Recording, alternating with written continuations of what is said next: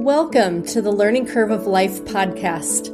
I'm Dana Stovern, author and your host, and I'll be sharing candid insights about conscious living that I've gleaned from over 20 years of my spiritual path and work as a body-based intuitive life coach and money coach. This podcast is the platform to share my offerings of my written word in voice form to inspire and awaken you, entertain and encourage you, provide hope, and a deeper view into more meaningful living. Thanks for being here and enjoy the words. Crossing the Continental Divide, written January 3rd, 2022, about a passage I made early in October 2021, written from Hotchkiss, Colorado. Preface to the piece. The course of my life has never followed a straight line within the confines and predictable rhythms of the traditional establishment, although I tried with great might and suffering for many years to make it do so, some 30 years plus. When I eventually came to terms with my undeniable intuitive gifts in the mystic arts that had been shrieking to come through for so long, I discovered a steady pulse was living within my soul path, lighting the way.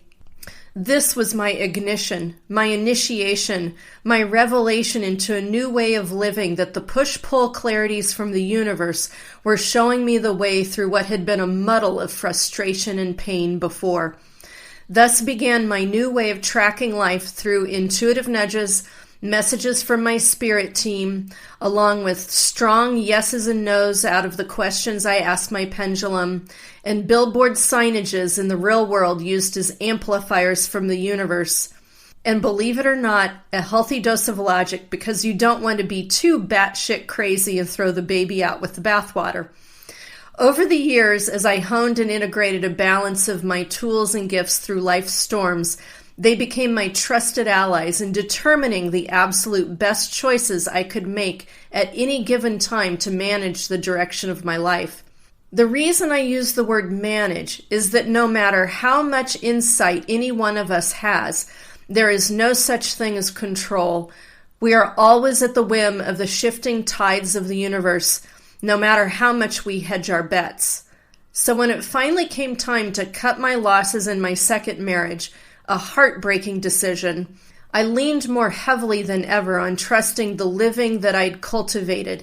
I kept my feet firmly planted on the ground and let the door swing wide open to show me the path of possibility that I might never have considered for myself before. Here's the piece. The magnetic power coursing through mountain ranges will change you, especially above 10,000 feet. But this isn't necessarily what people talk about when they visit and drive through the Colorado Rockies, soaking up one of the greatest collections of 14ers in the country. Instead, visitors will usually talk about the magnetic feeling of the spectacular views without understanding the trend of energies right beneath their feet. For me, the confluence of this magnetic power coursing through mountain ranges is greatest along the Continental Divide, where the elements of gravity and earthly cathedral spikes work together in determining directional flows of snowflakes and water droplets, either east to the Gulf of Mexico or west to the Pacific Ocean. I've spent years marveling at the powerful simplicity of this and how it results in the sheer directional voluminous flows of water across the country.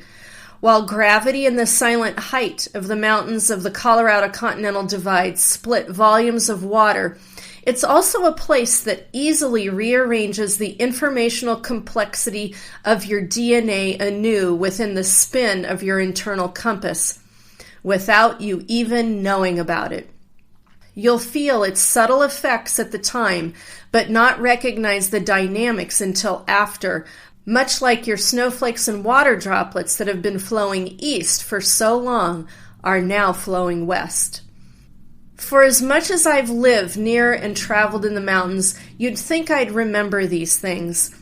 Yet I frequently forget simply because I'm in love with these massive beasts that defy reason and logic, especially when I cross over their magical lines. And crossing that magical line of the Continental Divide in the Colorado Rocky Mountains especially above 10,000 feet, has got to be one of the greatest pleasures of my life.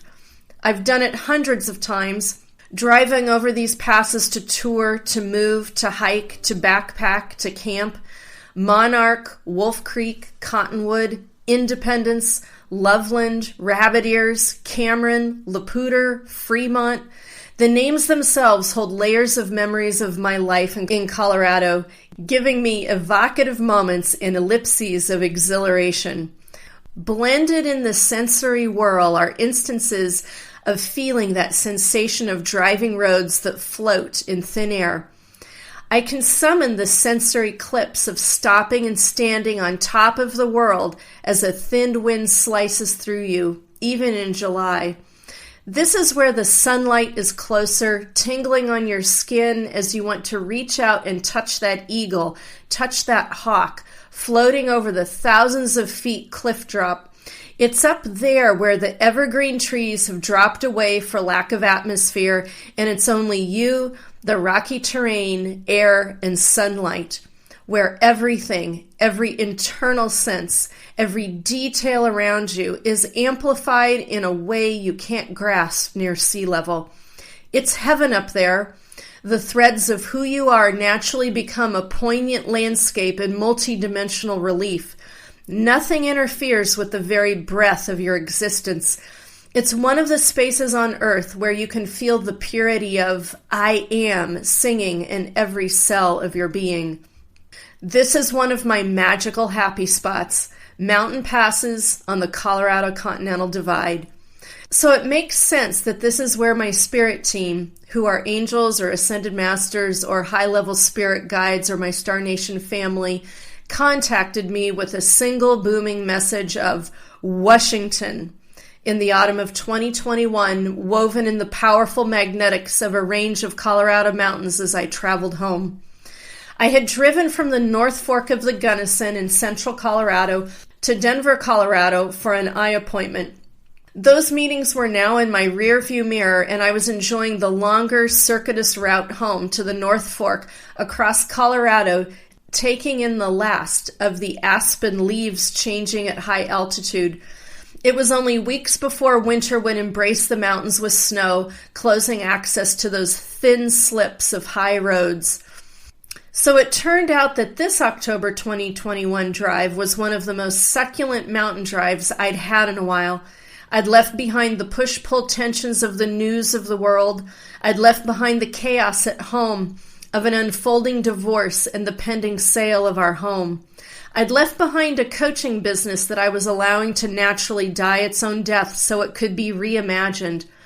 I'd left behind all the worries that had been swallowing me for a while, and I sailed in those mountains like a woman in a ship, exploring the vast lands around her. Life felt like a song again. It was in the middle of that song when the message of Washington began as I crested over 12,000 feet and took in the cathedral-like dome bowl of mountains at the top of Cottonwood Pass outside of Buena Vista, Colorado. Cottonwood Pass is buried in the Collegiate Mountain Range, an epic collection of mountains that exceed 14,000 feet, nestled in the middle of Colorado. I parked my car at the top of the pass and stepped out to take in the view, all 360 degrees of it, while I felt something shift beneath my feet and flow through the top of my head. I breathed in the mountainous magnificence for as long as I could and then gathered myself back into my car to drive the descent. As I drove, wide open, soul marveling at all of this that I was in, the message from my spirit team magnetically and loudly began pulsing, Washington, Washington, Washington, through me with speed and amplification as I descended the west side of the pass with breathtaking views and scary hairpin turns. Then a softer rhythmic beat of Washington pinged through me as I motored along the gentler aspect of the road, descending into evergreens and eventually curved along the water-tumbling folds of the Taylor River, decked with the last jewels of golden aspen leaves tumbling into the smoothed river rocks and fly-fishing waters below. I floated down that road, driving the most magnificent real-life dream of my beloved Colorado mountain country, with the magnetics of the Continental Divide having undone me in the best way possible. Without realizing it, I was in such a way that it was possible for me to receive the strong imprints of Washington State. You could say in some of those moments I felt completely uprooted, blasted off the mountain, and catapulted halfway across the country to the Pacific Northwest like a fluffy piece of popcorn flying out of the popping pot. By the time I pulled off the tiny road of 742 and turned north on Highway 135 away from Gunnison, Colorado, and headed toward Crested Butte, the mountain magnetics and the message about Washington had done their job. I knew in that drive, my body knew in that drive that I'd be moving from Colorado to Washington State. That's a fantastical realization to have when you're a Colorado native lifer like me. I never thought I'd leave Colorado. I had underestimated the mountains, the magnetics, and what this drive was really all about. I drove into Crested Butte a bit dazed and confused, navigating through the late autumn dwindling crowds of tourists downtown.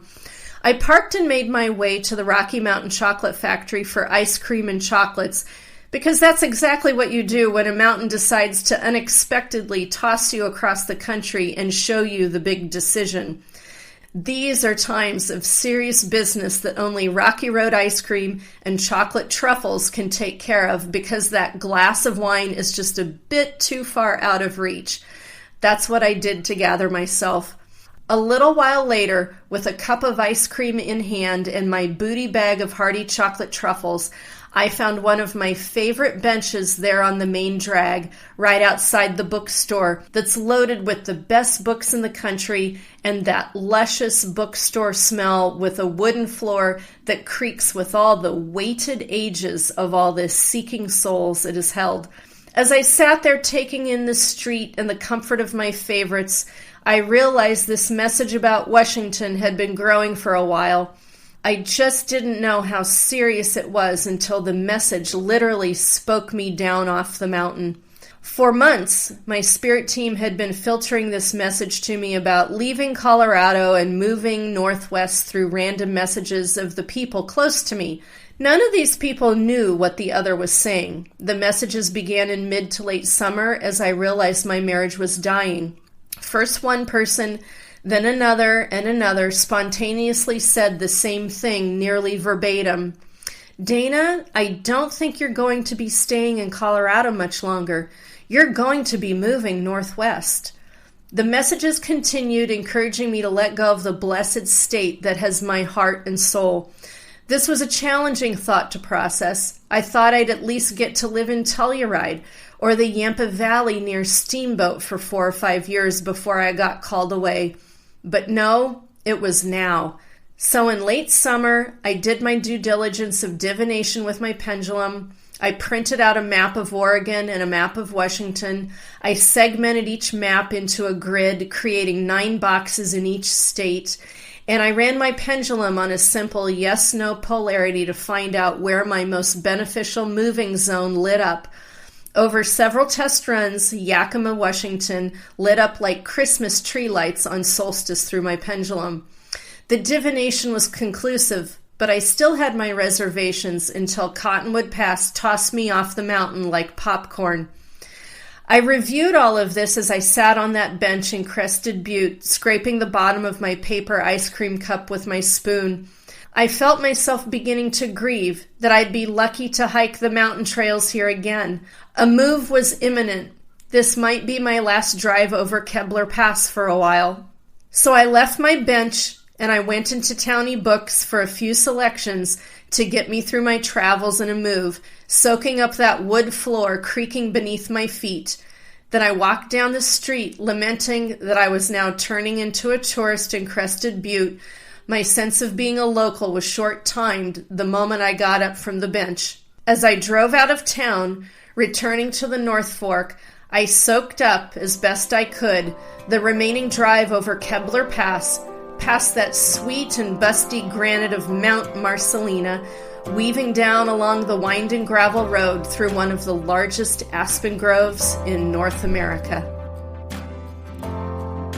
You've just listened to an Along the Learning Curve of Life piece with Dana Stovern. Be sure to subscribe to this podcast and also sign up for my newest written releases at www.danastovern.com, or stay abreast of the current work on my Facebook, Instagram, or Twitter channels.